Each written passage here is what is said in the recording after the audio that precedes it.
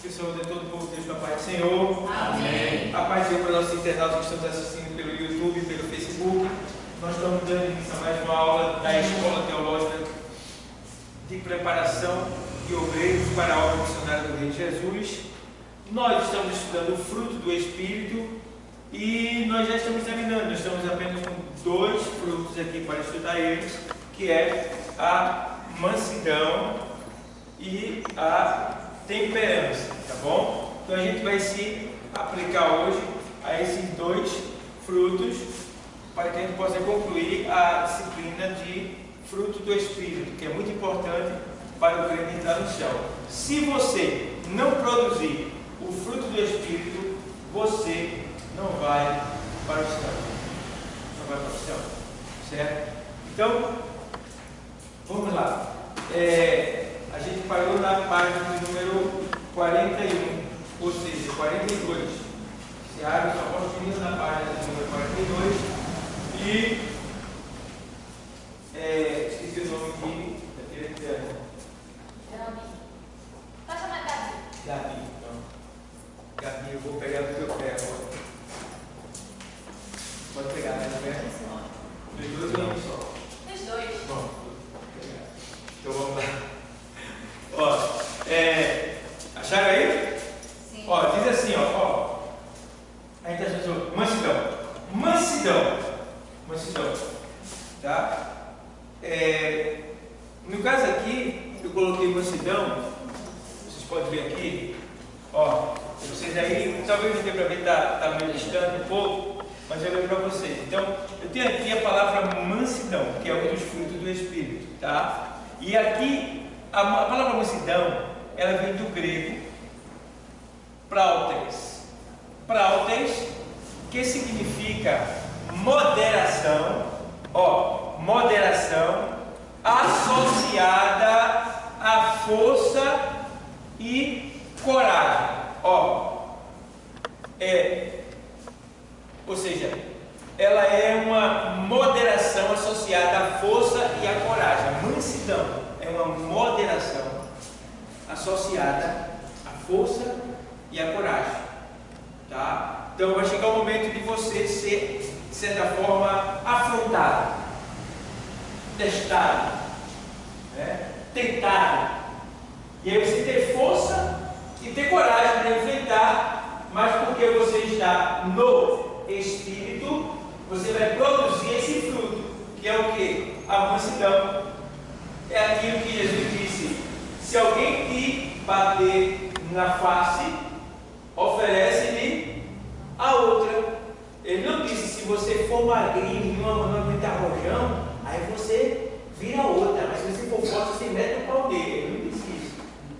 Então a expressão de Jesus, oferece-lhe a outra, serve para o cara dobrado, que apoiar na cara, e serve para o magrinho também, o fraquinho.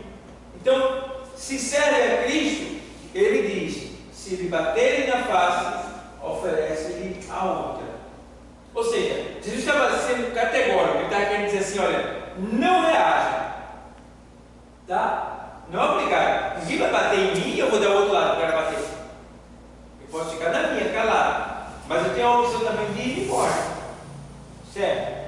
Então o que Jesus estava dizendo é que você não reaja, ao ponto de até deixar que ele bata na outra face, certo? Isso não é ser besta, você é besta, tá? É boba, na linguagem mundana é otário, né? Mas em Provérbio diz que é melhor um cão vivo do que um leão morto, entende? Quem é mais forte, o leão ou o cão? Mais forte é o leão. Mas de que vale ele ser tão forte e morto? Tem alguma eficácia? Então, é melhor ser um cão vivo do que um leão morto. É melhor você ser um bobão, né? Eita, molenga, mas está vivo, do que querer tirar as dores e o cara, bum, acabou. Está entendendo? Então, a gente tem que ser sábio. Sabedoria é ter vida. Sabedoria é viver. Sabedoria é ganhar e não perder. Quando eu brigo com alguém, eu estou perdendo, não estou ganhando. Porque o que eu dizia que aquela pessoa é, eu não me diferencio dela em nada. Se eu estou lutando com ela, estou brigando com ela, toda vez que você reage a alguém, você é igual àquela pessoa. Que a mesma força que ela botou para lhe afrontar, você está retornando para ela, está revidando para ela, está revidando para ele. Então eu provo que não sou igual àquela pessoa quando ela me afronta, quando ela me persegue, quando ela me bate, quando ela me maltrata, e eu simplesmente deixo para lá. E aí, na linguagem do mundo você é mole, mas na linguagem do céu você é o valente. Porque quem é o que é mais fácil? É bater ou apanhar? Bater. Digamos assim. Agora, o que é mais difícil? É bater ou suportar? Mais difícil é suportar. Tá? Então, quem foi que venceu? O que bateu ou o que suportou? Porque não é fácil suportar. Todo mundo que é agredido, a própria natureza humana, pecadora, dá logo impulso. Não? Você vê, até as crianças, eu vi a criancinha pequenininha no braço da mãe, eu quero isso, não sei o quê, tá na cara da mãe, olha, e aí? Na cara da mãe, a natureza pecaminosa, ninguém ensinou ela a fazer aquilo, mas ela fez, bateu na cara da mãe, tá? Então,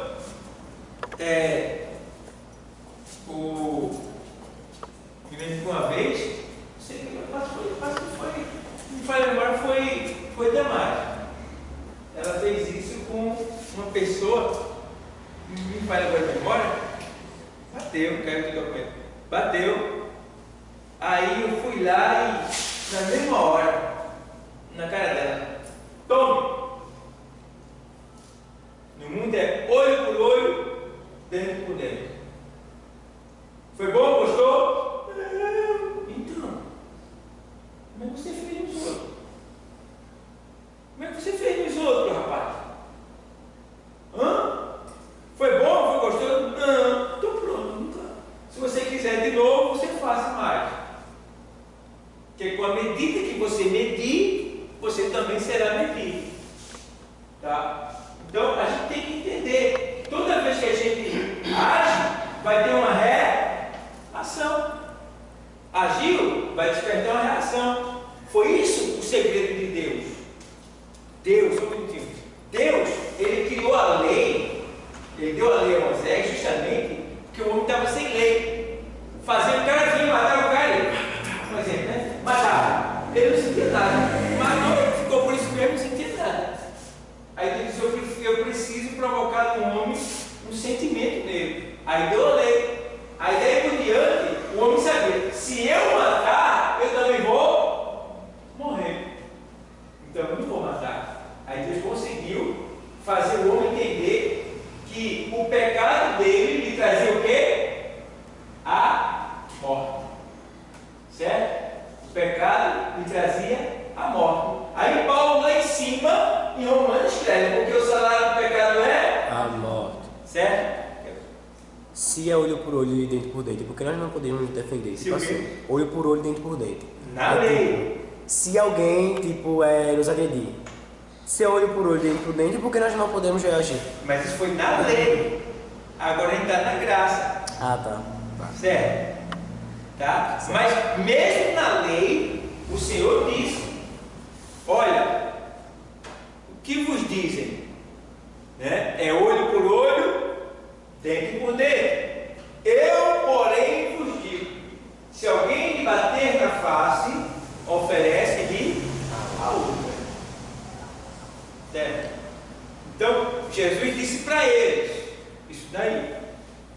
Tá? Então, veja a graça chegando. Porque quando se era olho por olho, quem pecava não poderia, de certa forma, digamos, a pessoa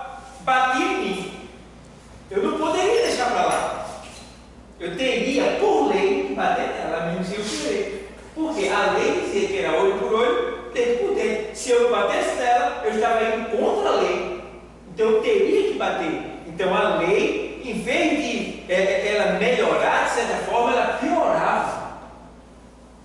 Tá? Aí que veio a graça. Pastor, essa lei foi de quem? Quem botou essa lei? A lei de Moisés. Foi. Deus deu a lei a ele, né? Os 10 mandamentos, e dos 10 mandamentos ele extraiu a lei. Tá? Mas agora com a lei de Deus, que ele fez, é isso? No caso de Jesus, né? Jesus, a gente não pode fazer mais. Né? Mas não. Porque a lei e os profetas duraram até João. Então, até João se vivia pela lei. Né? Mas Jesus chegou e trouxe a graça. Tá? Então a graça é o favor que o homem não merece. Ou seja, o cara bate em mim, ele merece também apanhar. Mas por causa da graça, que é o favor que ele não merece, ele não vai apanhar.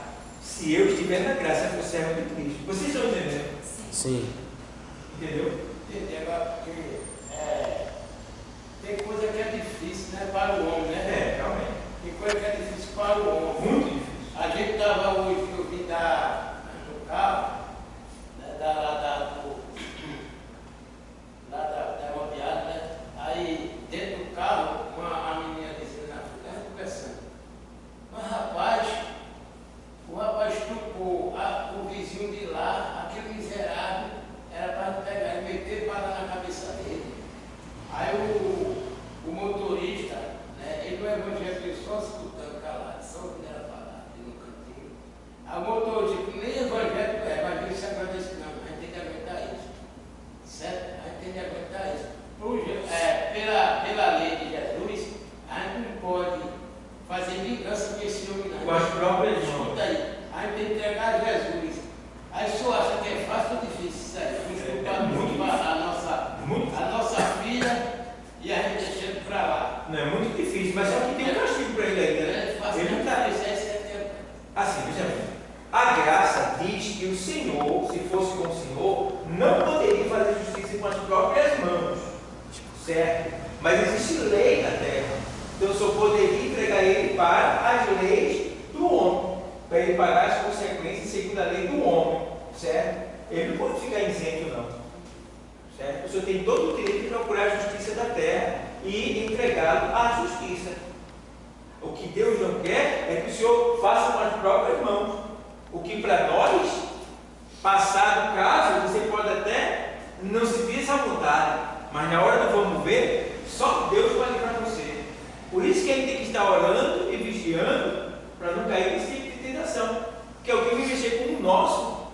Meninos têm que estar muito treinados na oração, na palavra, no amor, para poder suportar. Mas Deus dá graça. Deus dá graça. Deus faz isso. Eu estava aqui na igreja e à noite saiu uma palavra que eu mesmo preguei, dizendo que vai vir tentação sobre você. Você vai ser provado para ver se você é crente mesmo. E nesse momento vai estar Deus olhando para você e todo o inferno esperando você cair. Mais ou menos assim eu falei. No dia seguinte eu estava fazendo compra na Seara e eu estava colocando as coisas dentro da Kombi. Veio o cara com um caminhão e passou por cima de um saco de 10 kg de pepino, esmagou todinho no caminhão e parou assim. Ele parou, eu fui lá, aí eu disse, ô meu amigo, você pisou em cima, deixa na frente porque quer. Ué, o arrepio pessoal disso. Aí chegou minha esposa também, você vai pagar, aí ele disse, não vou pagar nada. Aí, assim, aí veio o Espírito Santo de sabedoria. O saco de pepino, R$10. Se tu fizer uma confusão aqui, vai vir a polícia, vai vir o processo, tu vai para a delegacia, aí ele também pode sair daqui. Aí começou tudo que poderia acontecer, o gasto que eu ia ter para pagar um advogado, para o processo que ia acontecer, isso por causa de R$10.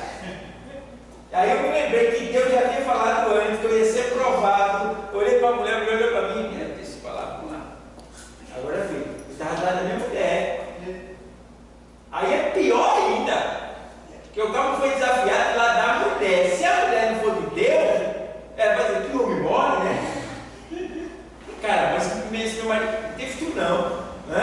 Mas se ela for de Deus, ela vai entender. Então Deus já havia preparado os corações aqui, para naquele dia eu passar por aquela prova. Certo? Então, mas rapaz, todo mundo quer pecar, coisa vem na minha mente na hora. Né? É numa hora dessa que a pessoa está amada e faz uma besteira. Certo? Então, passou. E aí, está tudo bem. Certo, pessoal? Seria maior o gasto que ia ter. Eu não ia perder só 10, eu ia gastar muito mais com o que eu ia cometer ali. Veja como é o inimigo, como é a tentar a pessoa, né? Certo, pessoal? Então, o saco de pipi. Matou tudinho, todinho eu comprei. Então, o que acontece? É isso aqui. Você pode ter força e coragem, mas não deve agir, porque você vai contra os princípios de Deus e do Espírito Santo dele. Certo? Então te prepara para levar nome de moda, de bobão, às vezes até o teu cônjuge, a tua cônjuge, teu companheiro, teu amigo, vai dizer que você é bobão, que você é otário, que se fosse ele não deixava assim, tá? É mole, né? Mas você não é desse mundo. É por isso que ele não entende você. Entendeu? Você não é desse mundo. Então se ligue, se prepare. Não é fácil. Não é fácil. Então, o camarada mexe com o filho teu. Capaz de mexer com o filho, né? Mexer com a minha filha. Foi que houve? Não, machucou aqui, bateu aqui, ou ameaçou, tal. Vamos lá. Começar bem direitinho, bem devagar. Sem problema nenhum. Tá? Vai pegar o quê? Falou onde você é? O quê? Vai ver outra. Eu gosto disso. Aí vai lá, a peça ela já está com mal no visão, né? Quando você chega, vai com o corpo e a cara, o cara já está lá com uma faca, com um revólver, e aí, ó, quando vê a besteira desafeita, você perdeu. Então, ó, não acha, tá?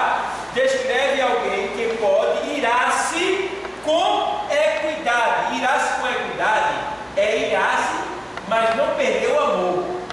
Irar-se com equidade. A equidade é amor, tá? É a palavra que vem do grego que quer dizer amor. Então, irar-se com equidade quer dizer irar-se, mas não perder o amor. Não deixar de usar com amor.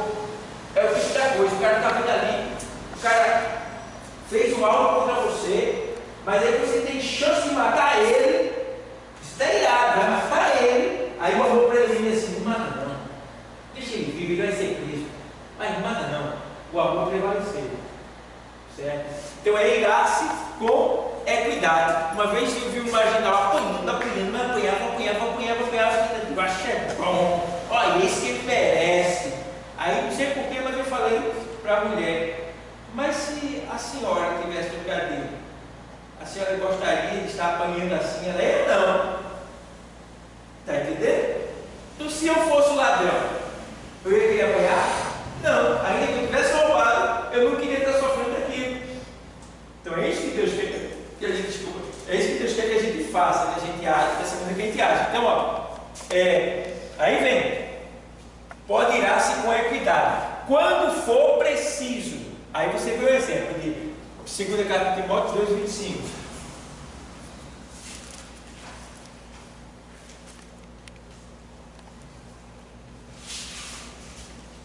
Ele diz assim, vou ler para você. Leia aí.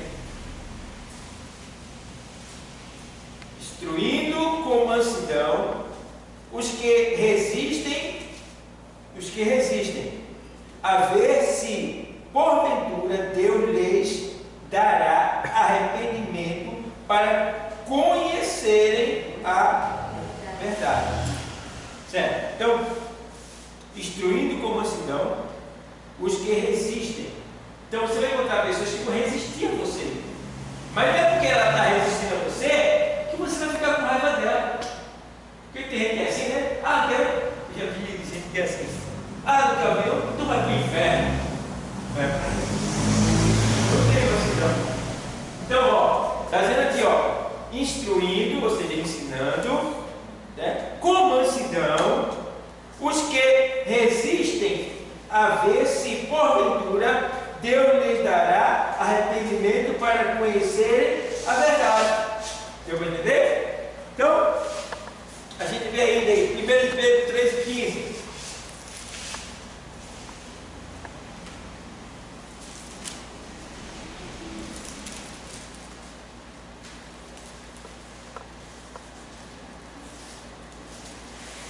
Ele diz assim, vou ler para você: antes, santificai a Cristo como Senhor em vosso coração, e estais sempre preparados para responder com quê? E temor a qualquer que vos pedir a razão da esperança que há em vós. Vê bem, antes santificai a Cristo como Senhor em vosso coração. Ou seja, você precisa santificar. O que é santificar a Cristo? É você ter Cristo por completo no seu coração. Quando você é um crente fiel, um crente verdadeiro, você vai estar pronto. Você tem santificado a Cristo no seu coração. Santificar a Cristo, santificar, você quer dizer separar. Santificar a Cristo é como se você estivesse dizendo assim: ó, eu tenho só Jesus no meu coração. Então quem acha, quer aquilo que Paulo diz: já estou crucificado com Cristo, vive não mais eu, mas Cristo vive em mim. Então ele tinha Cristo santificado no coração dele. Tá? Então agora aqui, ó, antes santificai a Cristo em vosso coração e estáis sempre preparados, olha, estáis sempre preparados para responder. Então você tem que estar pronto para responder com mansidão e temor. Então, você já está pronto para responder quando alguém perguntar: você acredita por quê? Por que você dá o dízimo? Ele dá, né? No caso é devolve. Mas não é que fazer o que tem que fazer, não é? Quem é Jesus?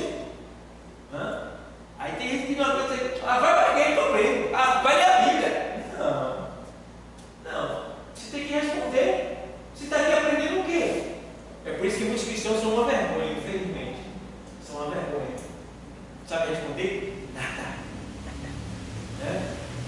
Então, a gente precisa estar preparado, tá bom? Aí fala aqui assim, ó, preparados para responder com mansidão e temor a qualquer que vos pedir a razão da esperança que há em vós. Por que vocês estão na igreja? Por causa da nossa esperança, que é Cristo. Tá? E por que ele não veio ainda? Você não disse que ele vai voltar? Por que ele voltou ainda? Ó, isso tudo é interrogação, é afronta. Tá? Faz tempo que eu dizer esse negócio, ele nunca veio. E agora? Você fica com raiva do cara, se você não tiver cuidado. Então você tem que estar preparado para responder. Você tem que sair, tem preparado. Quando eu era novo convertido, eu ainda faço isso. Mas mais quando eu era novo convertido, eu me preparava muito para responder essas coisas. Eu ficava interrogando, me auto-interrogando, colocando situação para mim. Eu treinando comigo mesmo para responder. Quando alguém me perguntasse assim ou assim. Tá? Então eu treinava. Quando você me evangelismo, eu via cada interrogação, aí eu treinava também para responder. Então você deve estar preparado. Tá bom, pessoal? Vamos lá. Aí ele faz aqui assim.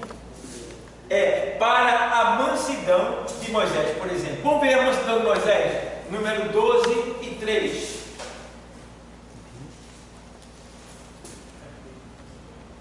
Pedro, não, é número. Antigo Testamento 12 e 3.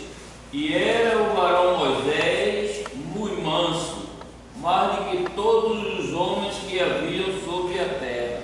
Veja que homem manso. Moisés. Manso. O homem era muito manso. O homem se atacava, o homem era atacado. E Deus disse assim: Moisés, esse povo está murmurando contra mim. Eu vou matar tudinho. Se fosse no tempo de hoje, você dizia: oxe, taca fogo. Mas Moisés foi lá, sem nenhuma ira, sem nenhum ódio, com muito amor. Você fala: mata não, Senhor. Mata não. Tá? E Deus o ouviu. Veja o Êxodo, né? 32, 19.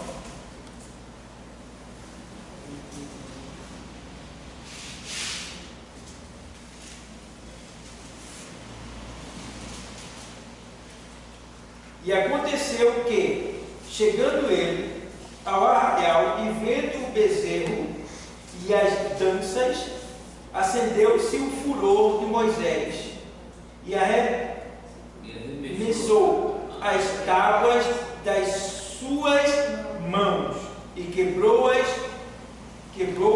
ao pé do monte. 20. E tomou o bezerro que tinha feito e queimou no fogo, moendo-o até que se tornou em pó, e o espargiu sobre as águas e deu a beber aos filhos de Israel. Mas ele não era manso? Ele fez isso. Porque aqui o caso era muito. Aqui o caso era zelo pelas coisas de Deus. Aqui era zelo, é diferente. Pastor, Oi? Deus não se agradou quando Moisés quebrou, não se agradou? Quando você o quê? Deus se agradou quando ele quebrou a tábua que estava no monte.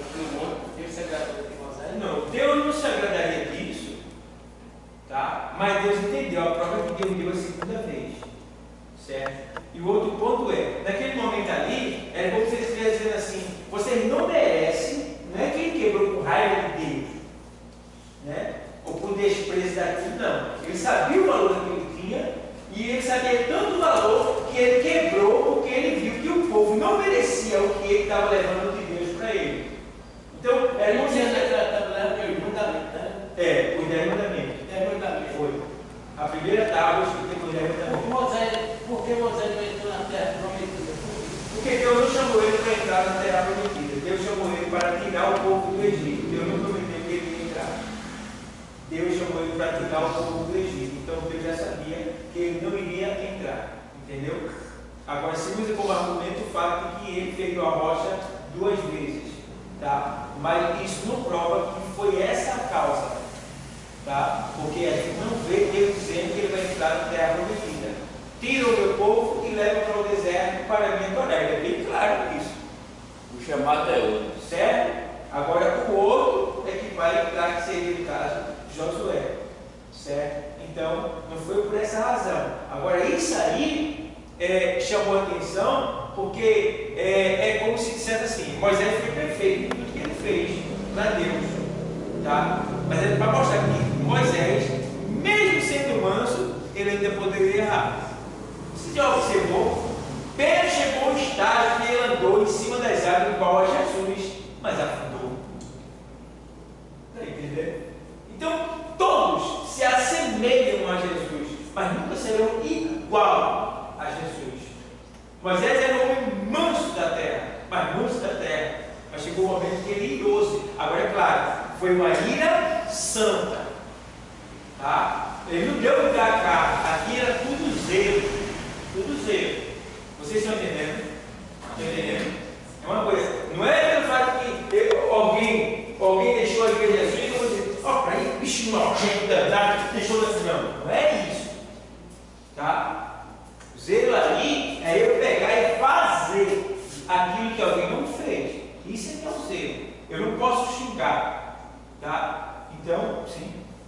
O senhor falou assim: a ira santa, a ira assim, de acordo com as coisas que dá, querendo assim que as pessoas compreendem e entender que aquilo ali é digno, né?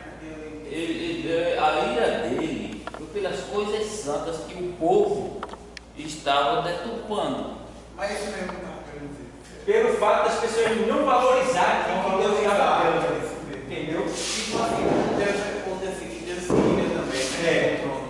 Mas a ira é santa porque ele tem que fazer uma coisa Contra o pecado. É a justiça, ele cria a justiça, mas não pelo mal, é pelo bem do povo. Para o bem daqueles que são justos. Né? E do próprio pecador, que ele avisa antes, né? Ele avisa antes. Aí ele quer que o homem deixe o pecado, porque o pecado vai matar ele. Ele se separa, deixa o pecado, rapaz. Deixa o pecado, mas o homem quer viver no pecado, aí morre no pecado, o pecado mata ele. Vocês estão entendendo, pessoal? Amém. Estão entendendo? Então, ó, vamos lá. Aí, voltando aqui para o texto, leu 19 e 20, foi que foi? Pronto, então vocês entenderam que o que Moisés sentiu não quer dizer que ele estava deixando de ser manso, tá, pessoal? A ira dele aqui não foi uma ira carnal, secular, terrena, efêmera. Aqui foi uma ira santa. Tá? Essa ira é a mesma ira que está em Mateus 11, quando o Senhor... Não, Mateus, eu esqueci agora, é quando ele entra no templo. Me faz agora o texto, mas eu vou falar o texto.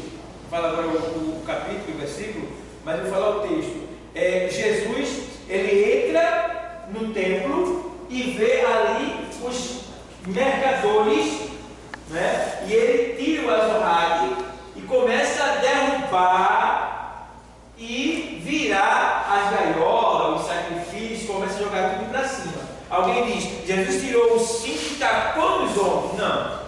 Não. Ele saiu mesmo, derrubando tudo mesmo. Tá? Aí, ele disse, aprendei de mim que sou o quê? Manso. Então, se ele batesse ali nos caras, ele não estava ali, não estaria demonstrando mansidão. E a prova de Jesus não era com os que é de casa, sim com os que é de fora. Tá? Então, eu teria que provar aquilo que ele falou. Próximo que estava em casa, através daqueles que estavam lá acreditando lá de fora. Porque, por exemplo, quando ele, a casa do meu pai é casa de oração, e vós a tendes feito, né, como covil, e daí vai. Então, é porque os homens eram desonestos. Tá? Digamos, às vezes, eu vendo o livro aqui para vocês, vocês sabem qual é a razão, o que a gente faz com o dinheiro. Né? Uma pessoa que não tem entendimento, ela vai dizer, não, eu não aceito isso não. Pastor, oxe, Deus é contra isso, ele vai pagar o preço. Não tem nada a ver com isso.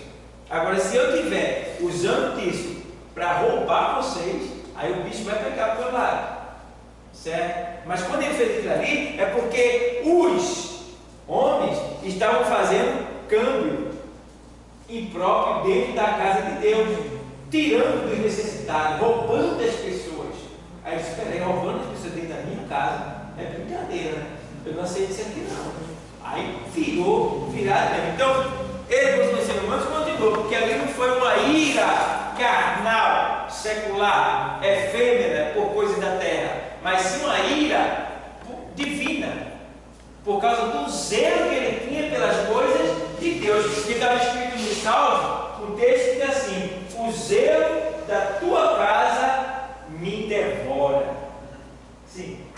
A ira santa, você está falando, no caso de Lúcifer, com os anos dele, que ele botou tudo na terra, ali foi uma ira santa de Deus, que ele expulsou tudo do céu. Eu? Sim. Foi uma ira santa, por quê? Toda a ira de Deus é santa. Toda a ira de Deus é Se santa. não fosse, eu tinha destruído eles aqui mesmo. É porque toda a ira de Deus, ela é santa. Ela é... Por que santa? Porque santificação é separação. Aí toda a ira de Deus é para exterminar o mal, para que a santidade, para exterminar o mal, para que a santidade possa prevalecer, continuar, certo? Porque ele poderia ter matado, né, também. Né? Não, porque se Deus mata, ele causaria um grande pecado. Vou te dar um exemplo. Se Deus mata Satanás, o pecado ia ser maior do que expulsar. Se Deus mata Satanás, o que aconteceria? Satanás causou uma rebelião e Deus vai e mata ele. Os outros anjos iam pegar. Se Deus matou, é porque tem alguma coisa que Deus não queria que a gente soubesse. Alguma coisa. Ah, entendi. O pecado ia ser maior, ia ser geral. E um olhar para Deus com o outro olhar. Ia estar com Lá no céu. Deus não é bobo, não. Vocês mesmos vai vencer eles. Vai expulsar ele. Os anjos lutaram pelo sangue. Ali foi expulso o demônio. Certo? Então, pensem assim. Se Deus mata Satanás, o pecado seria maior. Mas foi o que ele fez. Através dessa expulsão, ele está mostrando quem é ele. E não deixou de agir. Porque só segue Satanás quem quer. Falavam daí, Deus não dá o melhor para nós. O fato de não termos 100% do melhor é por quê? Por causa do nosso próprio pecado. Mas temos o melhor de Deus. Tá? Então, a gente precisa entender isso daí. Certo? Deu para entender? Amém. Está entendendo, Davi? Certo, pessoal? Alguma pergunta? Então vamos lá. Quem deu aqui, né? Pronto. 3,15, eu li 3,15 de 1 Pedro e o livro foi grato, não tá certo. Então vamos lá. Então, vocês aprenderam aí que aqui na apostila, na mansidão, faz assim: mesmo diante de fatos desagradáveis, o crente permanece inalterado, tá vendo? É o cara que é desafiante lá tranquilo. Aí eu digo assim, mas você é muito calmo. Você é muito calmo. Eu não me dá o seu servidor, não. Que mesmo assim. Tá? Por quê? Se está produzindo o fruto da mansidão, que é o fruto do Espírito. E vai dizer assim, ó.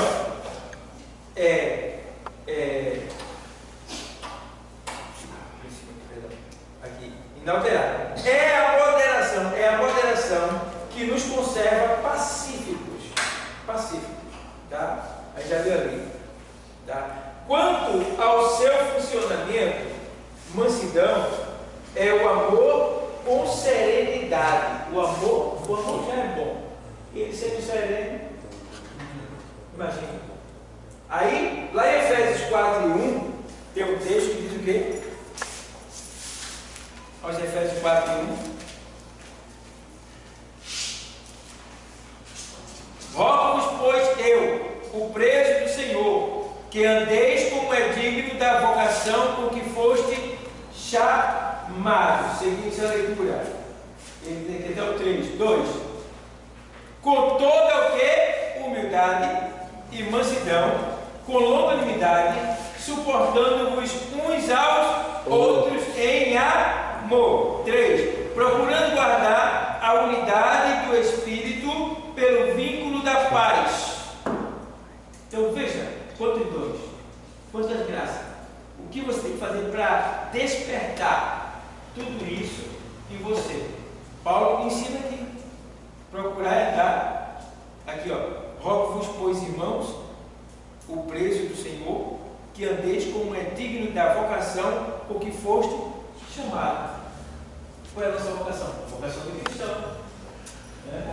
Então, A mansidão é quando o Espírito Santo é a mansidão é um fruto do Espírito. É ele que produz isso em nós. uma pessoa, quando o Espírito Santo da pessoa vai embora, ele não sai da vida da pessoa. A pessoa é mansa, porque ele vai embora, é o Espírito Santo. Quando a pessoa dá brecha a carne, o Espírito Santo vai embora. Aí a pessoa se torna mansa. O Espírito Santo para sair da pessoa, ela está totalmente perdida. Tá certo?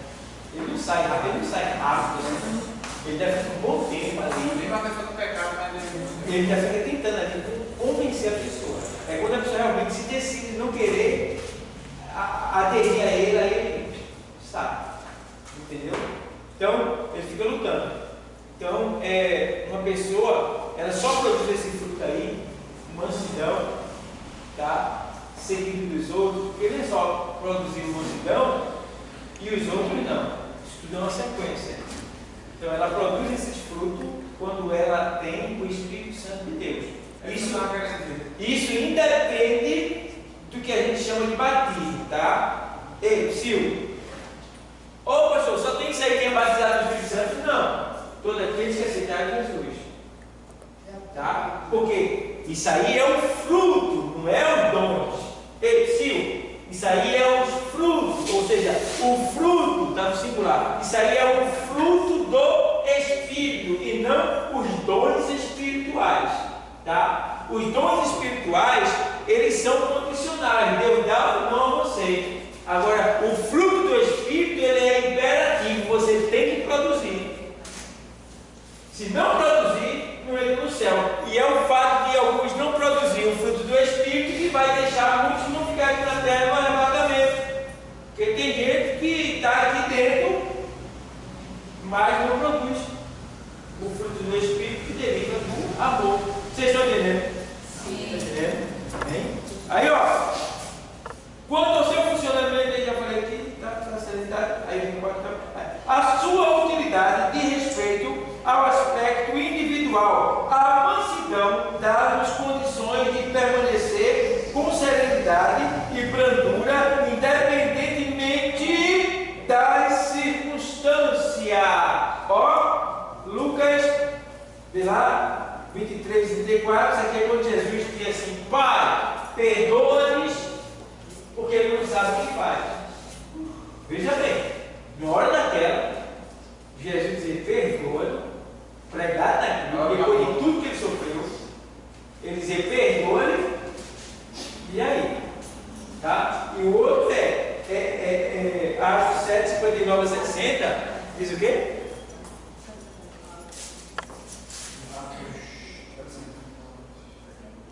Fala o seu Estevão.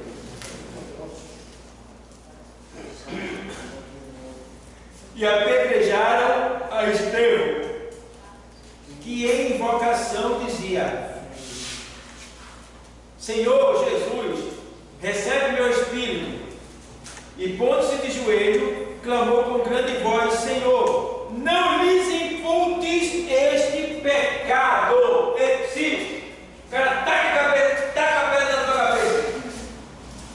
Que doido. Aí tu vai ter para assim: Deus, perdoa ele. Ó, e agora? Tem que ser crente mesmo, né? Tem que ser crente.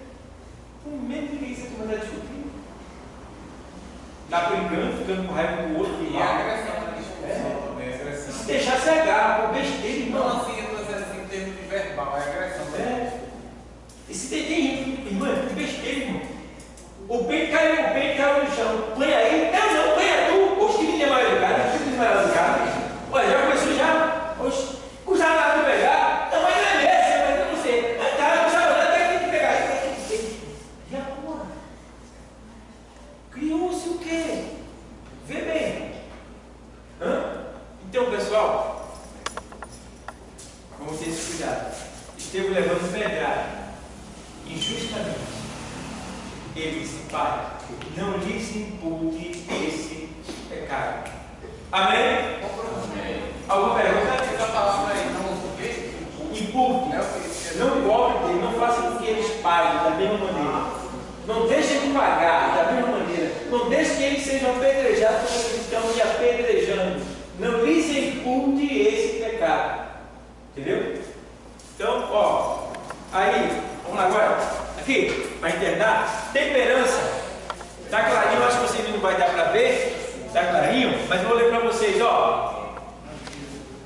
Temperança, do grego, egikrateia, é uma palavra grega que quer dizer temperança. O significado é controle ou domínio sobre nossos próprios desejos. Veja que tem uma semelhança com a mansidão. Porque todos os frutos, eles se coadunam, se conectam. Porque todos os frutos vêm do amor. Tá? Então, desejos e paixões, inclusive a fidelidade aos votos conjugais e também a pureza. Então, vou ler para você entender. Significado: controle ou domínio sobre nossos próprios desejos e paixões, tá?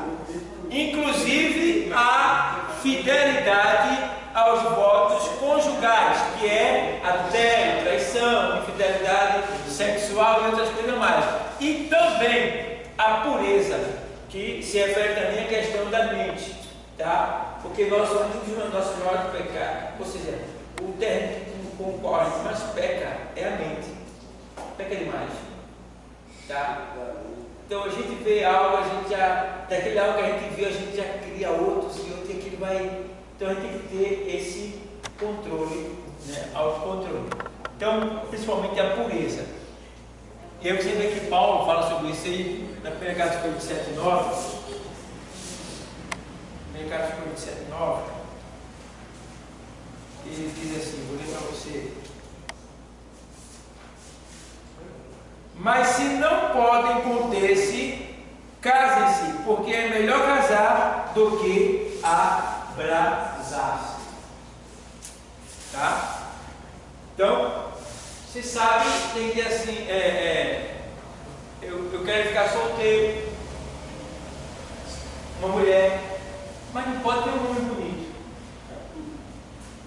Aí o homem, não, vou ficar solteiro. Eu gasto menos. Mas pode ver uma mulher sem roupa, uma mulher bonita. E agora? Paulo diz, rapaz, vocês vão ficar impuros. Então, para que vocês não se prostituam, é melhor que case. Porque aí você não vai ter esses impulsos, eles virão, mas você não vai cometer eles. Você vai vencer ele com mais facilidade. Então, Paulo está dizendo aqui, ó, mas se não podem conter-se, casem-se, porque é melhor casar do que se abrasar-se.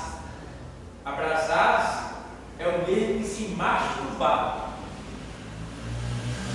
Certo? Abrasar-se é o mesmo que se masturbar. É você enganar o seu corpo, promovendo nele um prazer mentiroso, usando a impureza da mente nos pensamentos. Então, Paulo diz, antes que isso aconteça, é melhor você se casar. Está entendendo? Era Paulo dizendo que isso iria vir e que vocês não iriam conseguir vencer, então é melhor casar. É como, por exemplo, está namorando, para quem namorar 3, 4, 5 anos, vai chegar a hora que você não vai aguentar. Então, é por isso que aí entra o que a gente ensina, que é bom que o namoro seja de 18 por diante, porque de 18 por diante a pessoa já pode trabalhar. Então, o jovem já pode arrumar um emprego com 18 anos, já pode dar comida à sua esposa. Mas se ele namora com 13, com 12, com 14, e aí cai no pecado, e aí engravida, não pode casar por lei, vai dar comida como? Vai sobrar para quem? Está entendendo? Então, para poupar você, a palavra ensina, estuda, tá? Pode até se gostar de cada filme lindo de casais que esperaram um outro até chegarem no ponto para estarem prontos. Foi muito lindo. Já assisti muito filme lindo assim, de jovens que esperaram o outro até chegar a dar. Né? Essa parte que o senhor falou aí agora, se masturbar, essa parte, se o homem fizer isso, ele está em prostituição. Tanto o homem como a mulher. É isso, né? Tanto o homem como a mulher. Tem uma mulher, uma mulher não casar, Isso. tendo relação com ela, está se prostituindo, porque somos Também. como se dissesse, homem de Deus. É. O homem de Deus não pode fazer isso. Não pode. E essa parte que eu falo sobre masturbação, É. se a pessoa fizer, ele está também se A mesma coisa. Porque Paulo diz assim, lá em 1 Coríntios 6, 18, na sequência, ele diz assim, olha, fugir da prostituição. Todo pecado é fora do corpo, mas o que se prostitui peca contra o seu próprio corpo. Por quê? Porque ele está enganando o corpo dele. Certo? É como se chama hoje em dia sexo virtual. Está entendendo? Então, isso já está acontecendo muito na internet. Pessoas que do outro lado, ficando do lado do outro lado, e o outro do outro lado de cá. E agora? Sexo virtual, prostituição, abominação, enganando seu próprio corpo. Está entendendo? Então, Deus não se agrada. Então, Paulo diz, se não aguenta, se casa. A Assembleia de Deus que eu conheci, ela só está no cargo se for casar. É. E porque eu conheço um colega meu que a esposa dele acontece muito com o homem, deixou ela, certo? Ele sofreu muito, ele fala assim, aí eu disse para ele, poxa, não tem mulher não, tu vai morrer assim, tem mulher não, é para tu arrumar para namorar não. Aí ele disse, irmão, meu pastor disse, se eu arrumar uma mulher, eu tenho que casar para receber o carro, para estar pregando na igreja, para ficar dentro de comissão. Tem que se casar de novo. Passa pela disciplina até se casar. Quando se casar, ele vai ter de volta de novo o direito, dependendo do fator separação. Que se o fator separação foi provocado por ele, então ele não recebe mais o cargo de volta. Entendeu? Porque ele vai dizer, pecou, separou-se, arrumou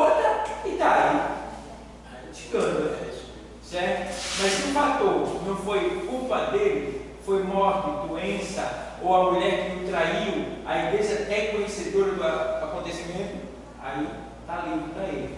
Sim, fala. Aí duas pessoas se conhecem, aí namoram, aí vão morar na mesma casa. Tá, elas não se casam. Calma.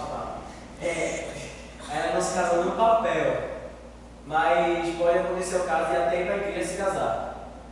Mas sendo que são duas pessoas meio que analfabetas e elas não sabem que precisavam se casar no papel, porque se os casam no papel estão cometendo a prostituição.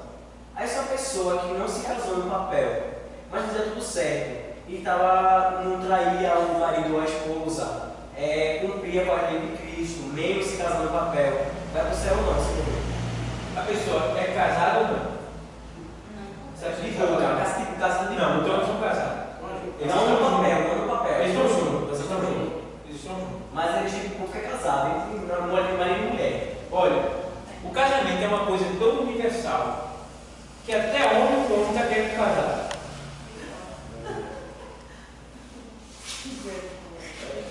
Então não tem uma pessoa que diga assim, eu não sabia que era para se casar. Todo mundo sabe que deve se casar, porque o casamento é uma instituição constituída pelo próprio Deus. Deus casou Adão e Eva. Sede fecundos, crescei e multiplicai. Entendeu? Aí uma pessoa que tem que casar, aí, nossa, estou cometendo pecado, vou casar. Aí uma semana antes morre, vai pro céu. Ele só vai para o céu se converteu. Tá. Se não se converteu, não vai para o céu. Tá? Agora diga, o que acontece? O que você está falando? A pessoa, eu fui visitar uma pessoa que os dois vivem muito bem, tá? Até faz parte da igreja deles, mas não são casados. Mas eles sabem que deve casar. Então, o que a mulher implora ao homem que vai buscar o seu divórcio da outra? Para que ela possa casar, fazer parte dos órgãos da igreja e se batizar. Mas ele não vai, e ela chora porque ele não vai. E conversando com ela, eu disse, por que você não vai para a sua igreja? Ela disse, não adianta eu ir, porque eu não sou casado. Jesus está voltando e eu vou ficar do mesmo jeito. Ela já tinha me contado a situação. Eu disse, olha, Jesus voltando agora, a senhora vai, quem fica é seu marido. Como assim, pastor? Porque a senhora quer se casar, a senhora anseia casar. No seu coração a senhora já é casada, porque a senhora sabe que isso é o certo. Agora ele é que não quer. Então vai a senhora e ele fica. Ele olhou assim para mim assim. Porque Deus está olhando para o que está onde? Coração. Fala a extensão do coração. Certo? A gente julga pela aparência. Deus vê o que está. Está entendendo? Quando eu penso que você é algo, você já teve uma conversa com Deus, uma coisa parecida, Deus já está vendo outra coisa no seu coração. Aí eu lhe julgo pelo que você fez. Deus já me absolveu. E eu julgando você ainda. Porque o homem vê o que está à vista. Tá? E o homem ele é perverso. Ele não age com justiça. Tá? Com misericórdia. Deus age. Vocês estão entendendo? Então, voltando para o assunto. Voltando para o assunto. Aí, a gente leu aí, não foi? Também. Lá, Tito 1 e 8. Perto do Apocalipse, Tito.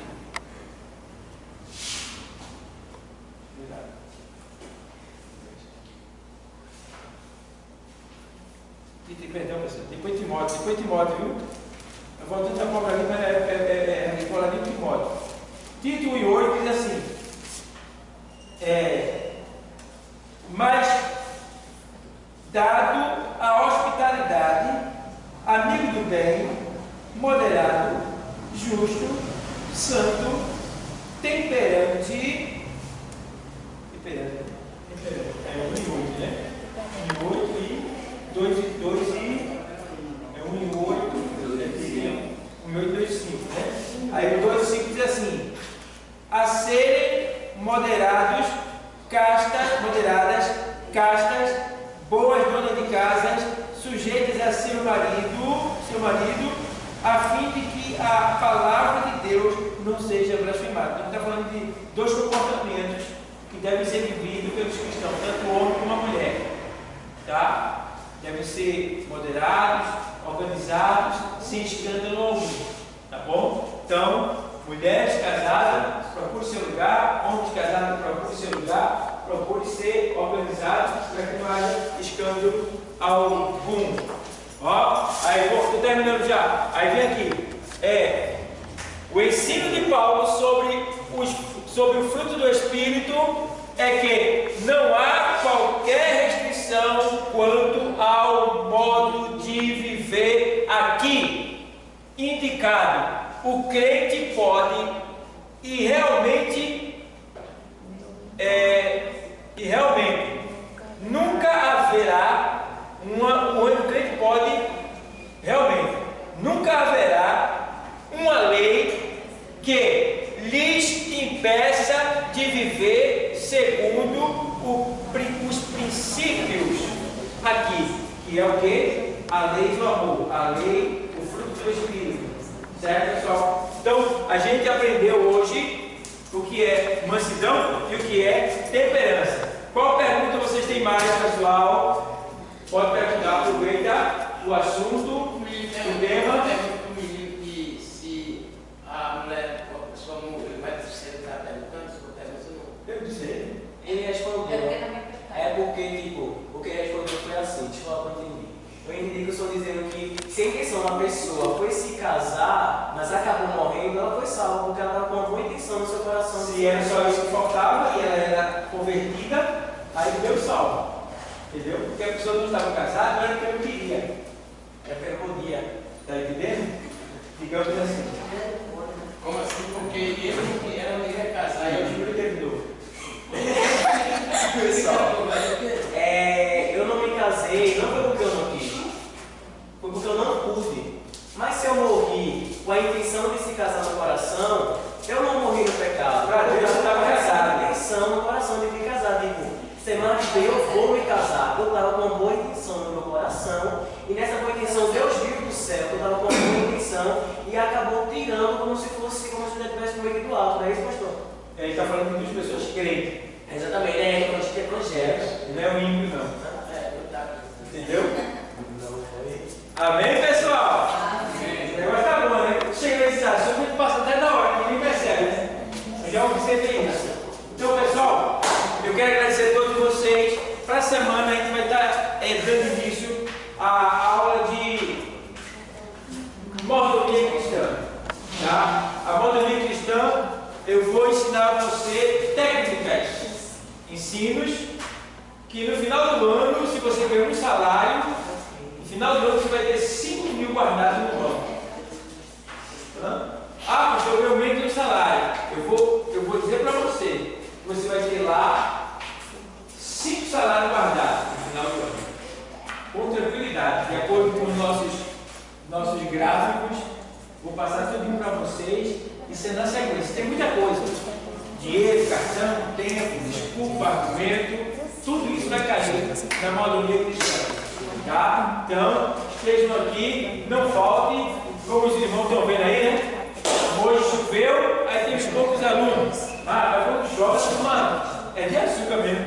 Menino, faltou muita gente hoje.